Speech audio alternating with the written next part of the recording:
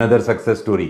Study permit approval from inside Canada. આટલા complicated ટાઈમની અંદર પણ ક્લાયન્ટ સ્ટડી પરમિટ પર કેનેડા આવેલા. એના પછી ક્લાયન્ટે વિઝિટર રેકર્ડ અપ્લાય કરી just to maintain the status. Again અમે લોકોએ રિકમેન્ડ નહોતું કર્યું એ કરવાનું, બટ ક્લાયન્ટ એના પછી અમારી પાસે આવ્યા. અમે ડિસ્કસ કર્યું એમની જોડે. એમને કીધું સર મારે કન્ટ્રી નથી છોડવી, મારે inside Canada study permit approval જોઈએ છે, નો મેટર વોટ મે કમ. એમની એપ્લિકેશન સબમિટ થઈ ડિસેમ્બર 5. 6 ફેબે એમનું અપ્રુવલ આવ્યું.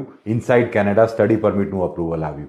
કોમ્પ્લેક્સિટીઝ લઈને આવો, કોમ્પ્લિકેટેડ કેસીસ લઈને આવો, જે રૂલ ચેન્જ થાય છે એવી પોલિસીઝ લઈને આવો, એવા ઓપ્શન્સ લઈને આવો. સ્ટ્રેટેજાઇઝ કરો તમારા ઇમિગ્રેશન ગોલ્સ અમારી જોડે મળીને.